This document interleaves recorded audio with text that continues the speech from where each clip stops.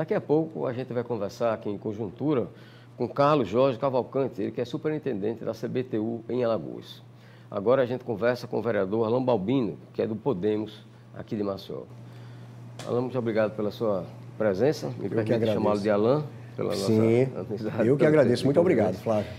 Veja bem, eu queria começar conversando com você, primeiramente a respeito do seu projeto para a legalização, não sei se a expressão é essa, correta, a legalização das carroças aqui em Maceió. Isso, Não sei se posso usar essa expressão. Pode sim. Como é que funciona isso? Qual é a sua ideia em relação a isso? Pois é, o projeto ele se chama Carroceiro Guardião. A ideia que nós temos é que deve ser buscada uma forma de dar, ou voltar a dar dignidade tanto para o carroceiro como para o animal.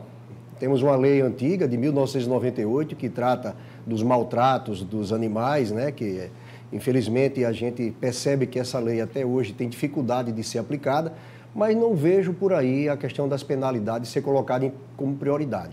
Vejo sim a questão educacional. Daí foi quando nós tivemos, através de discussões, não só em gabinete, mas discussões na comunidade com os carroceiros, a possibilidade de rediscutir o Fundo de Transporte Urbano, que trata exatamente daquele percentual, os 4% que é reservado do pagamento da passagem de ônibus pelo usuário, e nós termos ali 1% reservados para tratar assuntos de ordem animal, de requalificação, de qualificação do carroceiro e fazer com que haja dignidade para as duas partes. E na prática, como é que isso vai funcionar? Na prática, vamos ter o chamado período de transição. O período de transição, ele corresponde a 3 anos. Não é uma coisa fácil, trata de uma cultura de exploração animal, que isso dura muito tempo. O carroceiro terá uma chamada Bolsa Guardiã, que é uma bolsa cidadã de um quarto do salário mínimo, 25%, e essa bolsa vai possibilitar ele ter acesso a uma tração motor, seja uma bicicleta a motor ou até mesmo uma motocicleta. A carteira sua de motorista, ela vai ser viabilizada também através desse convênio entre as secretarias municipais. Tudo isso o projeto esclarece e a gente está conversando com as comunidades. Saímos sexta-feira por volta já quase de 10 horas da noite lá discutindo com eles. Claro que no primeiro momento é um impacto, né? Vai acabar com os carroceiros? Olha, a ideia é o seguinte, é mostrar para vocês que o momento que se vive no país e no mundo é totalmente diferente. Os animais precisam ser preservados. E a dignidade do homem, aí sim, ela precisa ser tocada agora como prioridade. Se há meio, se há forma de fazer com que vocês possam ter uma dignidade trabalhando, explorando essa área da carroça, por que não assim fazê-lo? Qual é a previsão? São 3 anos? 3 anos de adequação. Vamos supor que nesse período de 3 anos, esses carroceiros que atualmente exercem a atividade se adequem, né, a essa nova situação. E como impedir que surjam novos carroceiros, novos animais, novas pessoas? Pois é. Então aí vem todo um trabalho que aí envolve SMTT e outras secretarias que estão trabalhando, a área de ação social também, que poderão nos ajudar, primeiro, não só na fiscalização, mas também na questão do recadastramento permanente. Todos os dias vão surgir procura, até porque, infelizmente, há um desequilíbrio social no planeta. Não é só no Brasil, não é só no estado de Alagoas, na cidade de Maceió. O desequilíbrio social é no planeta. E para que você busque, pelo menos, algo que possa se chamar dignidade, é necessário entender como aplicar determinadas leis. Todas as leis, na sua teoria, são belíssimas. Mas no momento que você tende a aplicá-la, você vai ver, vai sentir que depende de região por região, depende de uma coisa chamada cultura, e cultura é algo que para se mudar é com o tempo, mostrando exatamente os resultados benéficos que existiram em outras cidades. Eu tenho conhecimento que Belo Horizonte está bem avançada nesse projeto do Carroceiro Guardião. Por que não determinados segmentos aqui prestigiados, fortalecidos pela Prefeitura e até motivados pela Prefeitura, possam visitar também esses projetos. Nós não temos pressa de aprovar lei. O que nós estamos fazendo é apresentar, como foi apresentado à Câmara. A Câmara vai receber o projeto e está tramitando em todas as comissões, principalmente as comissões permanentes que têm o papel de dar sugestão ao projeto. Então, o que nós estamos agora fazendo é pedindo sugestões. Nós queremos fortalecer, nós queremos fazer com que, de fato, esse projeto seja um projeto que resgate a dignidade do carroceiro e resgate a dignidade do animal. Bom, você passou algum tempo afastado da Câmara Municipal de Maceió, já foi inclusive presidente da Câmara, Fui. Anos atrás. É verdade. E está voltando agora. Eu lhe pergunto, tem outros projetos, outras propostas Flávio. em mente? Temos, passamos esse período de 11 anos, no instante passa, né? Você não mudou muita coisa, não. Acho que eu já mudei, assim, eu estou mais velho.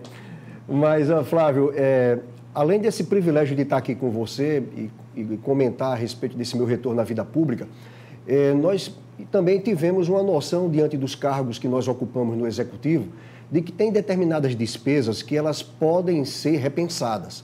Uma delas nasceu aí o projeto Aluguel Zero. O Aluguel Zero, ele determina que no período de 2 anos, o município não faça mais nenhuma assinatura de novos contratos de aluguéis, para poder principalmente adequar as secretarias. Nós entendemos que nós temos ainda patrimônio público municipal que pode ser utilizado para este fim com construções chamadas construções estratégicas inteligentes, através de resina, que são extraídas exatamente do salgema, e nós temos essa matéria-prima para ser explorada aqui numa grande quantidade, e temos também compreensão de que determinadas secretarias hoje próprias, com prédios próprios, podem ser readequadas para serem ali instaladas novas secretarias, no caso, que não mais pagarão os aluguéis. Que economia é essa? É uma economia, algo assim, muito bom para a gente começar uma discussão. Se você tem 10 prédios onde você paga 15 mil reais cada um, é uma economia de 1.800.000 ao ano. Então, claro, se pensa na questão só de evitar que sejam gastos recursos com conservação, com pagamento de aluguel, sim, se pensa nisso. Mas principalmente o seguinte, que esses recursos de 1.800.000, por exemplo, poderá ser utilizado em outras áreas. Área social, área educacional, área de saúde. Então é isso que eu quero abrir essa discussão e também pedir que as sugestões cheguem. E nesse contexto tem de se considerar também, me permita, a questão do teletrabalho. Do teletrabalho. Em função da pandemia, sim, aumentou consideravelmente. Sim. Em algumas situações, órgãos públicos, por exemplo, talvez não precise mais aquele contingente de pessoas e de prédios espaçosos para poder ter um bom desempenho, não é isso? Concordo. É exatamente redimensionar. Nós precisamos rediscutir para poder colocar em prática algo que seja benéfico para o município. Se existe o home office e as pessoas não mais estão se dirigindo para os seus locais de trabalho, então aquela sala ali, que estava antes sendo ocupada e está livre, ela pode adequar a um outro serviço da prefeitura. E você, nesse período, você passou fora do mandato político, quer dizer, sem mandato político, você chegou a ser presidente da Companhia Municipal de Administração, Recursos Humanos e Patrimônio. A CARP, né? Que experiência você adquiriu? Pois foi muito importante. Eu creio que todo homem público que tem a vocação de desempenhar aquele papel de representante da sociedade, ele tem que passar pelo Executivo, ele tem que ter essa experiência, porque você une a área legislativa, a área de fiscalização que está dentro daquela sua formação com aquela da execução. Porque uma das coisas, e eu faço questão de citar esse exemplo, Flávio, porque eu sei que você também foi um excelente vereador quando esteve à frente da Câmara Municipal de Maceió, esteve nos representando lá, e eu lembro que já era uma preocupação sua em relação ao patrimônio. E eu fui exatamente o gerente de uma parte do patrimônio do município de Maceió durante 3 anos. E um dos resgates mais importantes foram feitos na época em que eu dirigia a secretaria, que foi o resgate daquela área pública que fica na Jacarecica. Muitos sabem do que eu estou falando.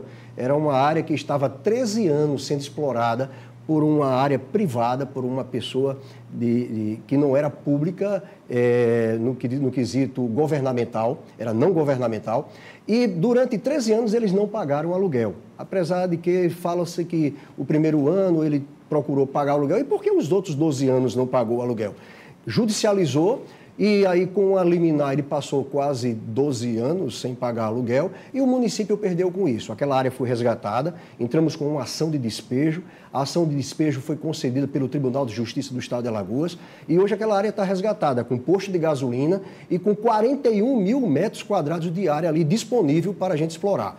Claro que tem ali uma situação que é simbólica, que é a questão do lixão, mas o lixão, lembre que nós tínhamos que ter um período de 20 anos sem tocar aquela área, que dá mais ou menos 12 mil metros quadrados de área, mas o restante está disponível para a gente poder fazer o nosso complexo governamental.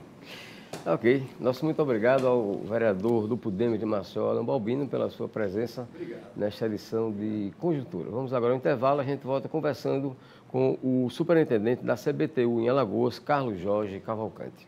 Até já.